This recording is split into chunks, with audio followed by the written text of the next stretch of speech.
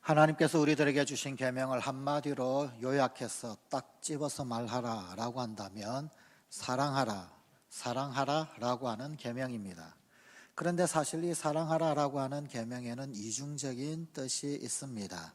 그래서 우리 주님 예수님도 이런 말씀을 하신 적이 있으십니다. 첫째는 하나님을 사랑하라 하는 것이요, 둘째는 그와 같으니 내 이웃을 내 몸과 같이 사랑하라 하신 것이니 이것이 온 선지자와 율법과 강령이다. 그렇게 예수님 말씀하셨습니다. 우리에게 주신 사랑의 계명은 사실은 하나님을 향한 사랑 그리고 이웃을 향한 사랑, 두 가지 방향의 이중적 사랑의 계명입니다. 자, 이런 사랑의 계명에 충실히 부합하게 기도하는 것, 그것을 어쩌면 사랑의 기도라고 부를 수 있을 것입니다. 이 사랑의 기도 역시 그 사랑의 계명과 마찬가지로 두 가지 방향, 즉 이중적 의미에서 기도할 수 있습니다. 그 한 가지는 하나님을 향한 사랑의 기도, 그리고 또 다른 한 가지는 이웃을 향한 사랑의 기도입니다.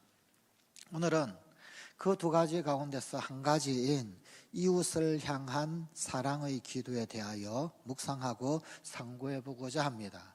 그리고 이번 주 수요일 수요 기도에는 그 2부 격으로 하나님을 향한 사랑의 기도에 대하여 묵상해 보고자 합니다. 우리가 고백하고 있는 사도신경, 그 사도신경의 구절 중에서 성도의 교제와라고 하는 구절이 있습니다. 이 성도의 교제와라고 하는 구절은 지금 바뀌어 있는 이 사도신경을 우리가 고백하기 전에 이전에 옛 번역에서는 성도가 서로 교통하는 것과 교통이라고 그렇게 번역을 하고 있습니다. 사실 원문에 조금 더 충실한 것은 교제라고 하는 의미보다는 교통의 의미가 원래 라틴어로 기록되어져 있는 사도신경 그 원문에 조금 더 충실하다라고 할 수가 있습니다. 즉 이것은 무슨 뜻이 되느냐면 예수 그리스도를 구주로 믿는 사람들, 즉 모든 성도들이 되겠지요. 그 모든 성도들은 전부 다 각자 다 따로따로가 아니라 사실은 다 통하고 있다, 다 서로 통하고 있는 것이다, 그런 의미입니다. 사실 이 고백문은 우리 성도들로 하여금 서로를 위해서 기도해 줄 수 있다라고 하는 사실을 골자로 하고 있습니다. 서로 교통되니까, 서로 통하고 있으니까 서로가 서로를 위하여 기도할 수 있는 겁니다. 아니, 서로가 서로를 위하여 기도하고 있기에 통하고 있는 것입니다. 그래서 우리는 서로 기도 안에서 만나요. 혹은 나는 당신을 위해서 기도하고 있어요. 당신도 나를 위하여 기도해 주세요. 혹 기도로 응원해 드릴게요. 그런 인사말을 아주 진하게 나눌 수 있는 것입니다. 심지어 나는 한국에 있지만 저 미국에 있는 성도를 위하여서 기도하고 그 기도는 저 미국에 있는 성도에게 응답으로 나타나는 그런 교통함 가능하게 되는 것이더라. 그것은 바로 성도가 서로 교통한다, 서로 교제한다, 그 신앙 고백문에 기인하는 것이더라, 그 말입니다. 낮은 울타리라고 하는 잡지에 실렸던 어떤 분의 목격담입니다. 찌든 그런 피곤, 그 피곤에 눈이 감기면서 지하철을 타고 가고 있었다고 합니다. 출근길 아침 부족한 잠을 메꾸기 위해 눈을 감는데, 그런데 객차에 어떤 한 남자가 들어왔습니다. 그 남자는 아주 초췌한 모습, 피곤한 모습, 그리고 자신을 잘 가꾸지 못한 그러한 모습이었습니다. 이 남자가 들어와서는 여러분 잠깐만 제 말을 들어주십시오 라고 말을 시작했습니다. 이 목격자는 잠깐 눈을 떴습니다. 그리고는 그 남자를 바라보았습니다. 또 객실에 있는 모든 사람들이 그 남자를 바라보게 되었다고 합니다. 그 그 남자는 이런 이야기를 했습니다. 저에게는 4살짜리 딸아이가 있습니다. 그런데 이 딸아이가 불치병에 걸려서 대학병원에, 그것도 중환자실에 누워 있습니다. 이 정도 이야기 듣고는 그 객차에 있던 많은 사람들이 다시금 고개를 숙여 잠을 청하거나 혹은 아니면은 제 할 일을 하거나 혹은 신문을 보거나 그렇게 했다고 합니다. 목격자 역시 에이, 또 구걸하려고 하나 보다, 그런 생각을 하고 눈을 감고 부족한 잠을 청했습니다. 그런데 그 남자의 계속되는 인사말은 이런 내용이었습니다. 저는 전에 어느 책에서 많은 사람들이 함께 기도하면 어려운 일도 이루어진다라고 하는 책의 구절을 읽었던 적이 있습니다. 그래서 저는 제 딸을 위해서 기도해 달라고 부탁드리려고 지금 이렇게 다니는 중입니다. 여러분들도 부디 제 딸을 위해서 기도해 주세요. 제 딸이 살아날 수 있도록 꼭 좀 기도해 주시면 감사하겠습니다. 제 딸의 이름은 송희입니다. 그렇게 말을 전하고는 90도로 허리를 숙여 인사하고 그리고는 다음 칸으로 넘어가더라는 겁니다. 그 말을 들은 이 목격자는 눈을 떴습니다. 그리고는 객차 안에 사람들을 바라보았는데 한 사람, 두 사람 눈을 감기 시작하더랍니다. 그리고 그들의 고개를 숙이더라는 겁니다. 이 목격자 역시 잠시 눈을 감고 고개를 숙였다고 합니다. 이렇게 생명부지의 사람들이 서로 기도로 통할 수 있는 것, 이것은 참으로 놀랍고 아름다운 일이 아니겠습니까? 부족한 사람들을 부르셔서 거룩한 일을 하게 하시려고 이렇게 저렇게 관계들을 엮어주시고 인연들을 엮어주시고, 그래서 서로 연합하고 서로 합력하여서 기도로 교제하고 혹은 기도로 교통하게 하시는 주님은 얼마나 아름다운 분이십니까? 그렇다면 이런 인간적 사랑의 기도는 어떻게 하는 것이 바람직한 것일까요? 그 답은 누가복음 10장 27절의 사랑의 계명에 숨겨져 있습니다. 내 이웃을 내 몸과 같이 사랑하라. 이 계명에는 먼저 자신의 몸을 사랑해야 한다라고 하는 것이 전제로 깔려 있습니다. 자신의 몸, 그래야 내 몸과 같이라고 하는 이 말이 성립하기 때문입니다. 내 몸을 제대로 사랑할 줄 모르는데 어떻게 다른 이를 사랑할 수 있겠느냐, 그런 순서지요. 기도 마찬가지입니다. 기도도 마찬가지입니다. 먼저 나를 위해서 기도할 줄 알아야 합니다. 의외로 나를 위해서 기도하는 것에 대하여 참 부담감이 있고 거북해하는 분들이 꽤 있습니다. 심지어 나를 위한 기도를 금기시하거나 혹은 아니면 나를 위해서 기도하는 것은 왠지 죄스럽다, 죄악시 여기는 그런 분들도 있습니다. 소위 기복기도 노이로제, 나를 위해서 기도하면 그거 기복기도 아니냐, 그런 것은 바람직한 그런 성도의 자세가 아닌 것 아닌가. 이 기복기도 노이로제에 걸려서 자신을 위한 기도는 엄두도 못 내는 분들이 혹 있습니다. 가끔 어떤 분들은 저는 항상 남을 위해 기도했습니다, 그렇게 얘기합니다.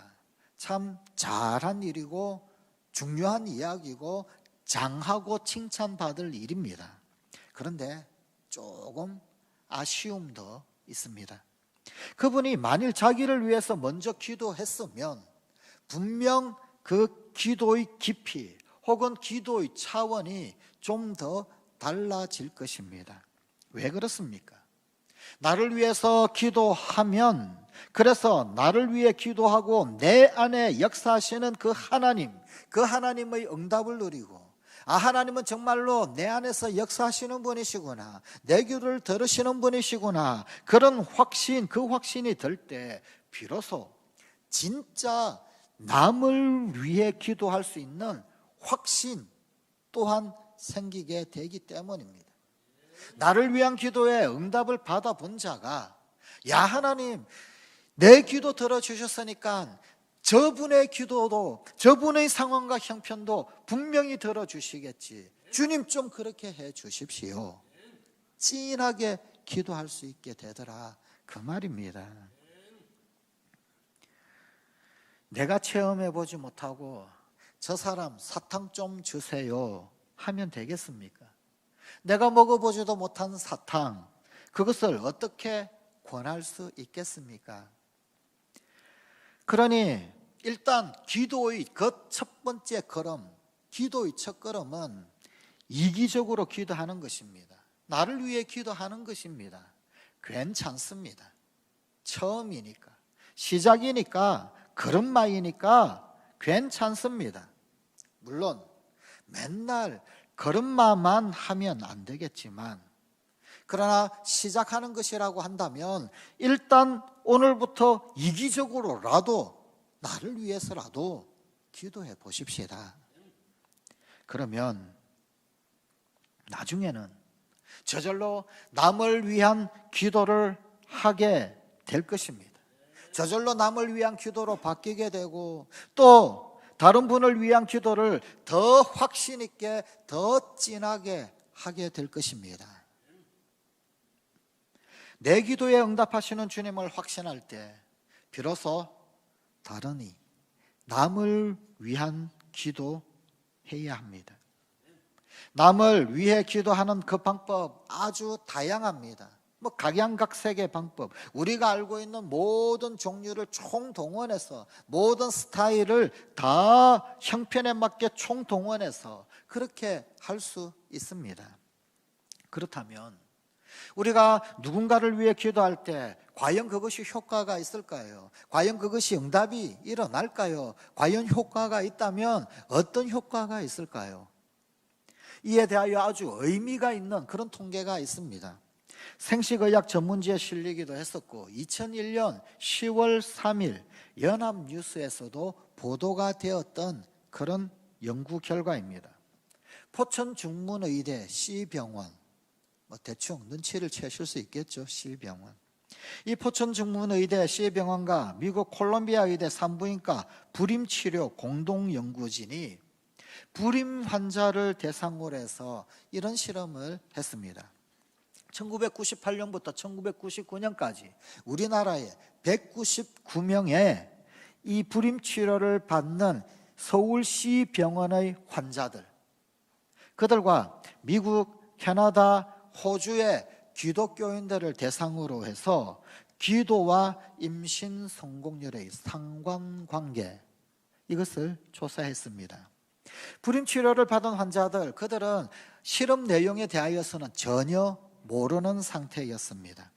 연구진들은 이들의 명단들, 사람 이름 그리고 지금 형편이 어떠한가라고 하는 것을 미국의 그리고 캐나다의 호주의 기독교 신자들에게 나누어 주었습니다.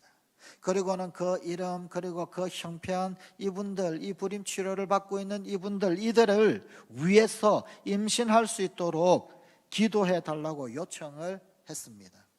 기도하는 사람도 기도를 받는 사람도 직접적인 어떤 연관관계도 전혀 없고 서로를 알지 못하는 그런 상태였습니다. 자, 결과가 어떻게 나타났을까요? 기도를 받은 불임치료 여성들, 그들의 임신 성공률이 기도받지 않은 여성들보다도 2배로 높은 것으로 그 결과가 나타났습니다. 만약 집안에 임신이 안 되어서 고민하는 가정이 있다, 그렇다면 온 가족이 총동원해서 기도해야 할 일입니다. 기도하면 그렇지 않은 것보다 2배나 임신 확률이 높아집니다. 임신 문제뿐만이겠습니까? 그 외에도 이런 류의 이야기는 수도 없이 많이 있습니다. 그런데 나를 위한 것이든 혹은 남을 위한 것이든 기도하는데 그럼에도 불구하고 우리의 기도가 다 기도대로 그대로 응답받지는 못합니다. 그 이유는 도대체 무엇일까요? R.A. 토레이는 이렇게 기도하자라고 하는 책을 썼는데, 이렇게 기도하자라는 책에서 그 이유를 성경 말씀을 하나하나 근거로 하여서 기도 응답을 받지 못하는 것에 대하여 이런 제시를 합니다. 첫째, 응답받지 못하는 것은 우리의 죄악 때문입니다. 이사야서 59장 1절 2절의 말씀입니다. 여호와의 손이 짧아 구원하지 못하심도 아니요 귀가 둔하여 듣지 못하심도 아니라 오직 너희 죄악이 너희와 너희 하나님 사이를 갈라놓았고 너희 죄가 그의 얼굴을 가리어서 너희에게서 듣지 않으시게 함이니라. 응답받지 못할 때, 그때 내가 뭔가 잘못된 것이 있는 것입니다. 내가 뭔가 잘못한 것도 있는 것입니다. 원래 죄의 가장 근본 특성이 무엇입니까? 하나님과 단절되는 것입니다. 하나님과의 관계가 뚝 떨어져 버리는 것입니다. 하나님과의 관계가 끊어지고 그 단절이 되었는데 어떻게 하나님께로부터 응답을 얻을 수가 있겠습니까? 그러니 죄의 문제를 먼저 해결해야 합니다. 죄악, 응답을 받지 못했을 때 하나님과 단절된 그 관계부터 회복한 다음 기도하면 응답이 빠릅니다. 둘째는 이기적으로 구하기 때문입니다. 야고보서 4장 3절입니다. 구하여도 받지 못하면 정욕으로 쓰려고 잘못 구하기 때문이라. 여기 이기적으로 구한다라고 하는 말은 정욕적으로 구한다, 그런 의미입니다. 정욕이란 사욕, 사리를 채우는 그러한 욕심, 사리사욕을 말합니다. 우리는 욕심과 거룩한 욕심을 구분할 줄 알아야 합니다. 사실 욕심은 필요한 것입니다. 욕심이 있어야 끈질기게 기도하게 되고, 욕심이 있어야 간절하게 기도하게 되고, 욕심이 있어야 포기하지 아니하고 중단하지 아니하고 기도하게 됩니다. 그런데 그 욕심이라고 하는 것이 사욕, 사리사욕을 채우는 욕심은 죄에 가깝습니다. 거룩한 욕심이어야만 합니다. 이것 해주셔서, 그래서 성취되어지는 일이 거룩한 것이 되어야 합니다. 왜 기도 응답받지 못할까요? 사욕으로, 정욕으로, 그런 이기심으로 기도하기 때문입니다. 셋째는 우상을 숭배하기 때문입니다. 에스겔서 14장 3절입니다. 인자야, 이 사람들이 자기 우상을 마음에 들이며 죄악의 걸림돌을 자기 앞에 두었으니 그들이 내게 묻기를 내가 조금인들 용납하랴. 한마디로 말하면 자꾸만 왔다 갔다 하는 것입니다. 이때는 하나님께, 저때는 해달별에게, 이때는 예수님께, 저때는 나무에게, 돌에게 그렇게 비는 것입니다. 왔다 갔다 하는 것입니다. 주님께서는 우리가 점집에 몇 번 갔다 왔는지 다 알고 계십니다. 또 그런 사람한테는 응답을 안 주십니다. 급하다고 여기에서 못 받으면 저리로 쪼르륵 가서 저기에서 비나이다 하는 것이 뻔하기 때문입니다. 그러니 끝까지 그런데 현혹되어서는 안 될 것입니다. 넷째는 너무 인색해도 문제입니다. 잠언 21장 13절입니다. 귀를 막고 가난한 자가 부르짖는 소리를 듣지 아니하면 자기가 부르짖을 때에도 들을 자가 없으리라. 누가 저 요즘 너무 힘들어요, 그러면 외면하지 말아야 합니다.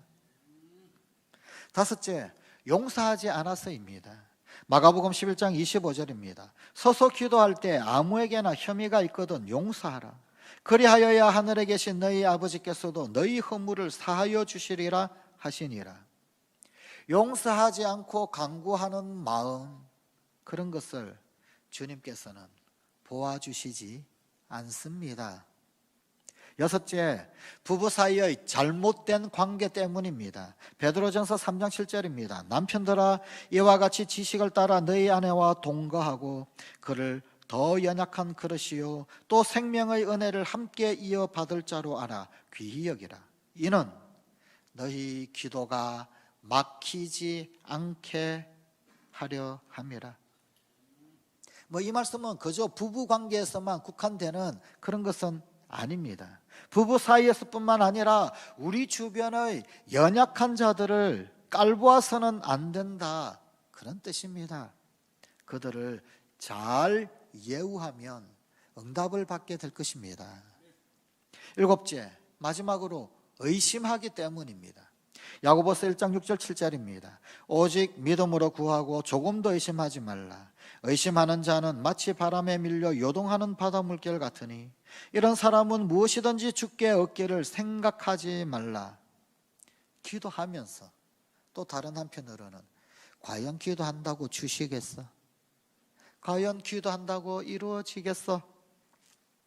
의심하는 분들이 종종 있습니다.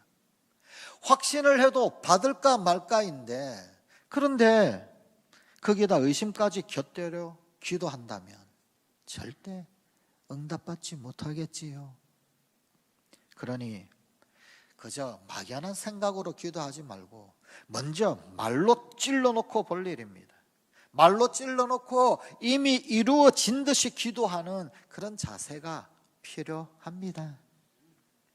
이 생각, 저 생각, 복잡한 생각, 그 모든 것 버리고 기도하면 결국 응답을 받습니다.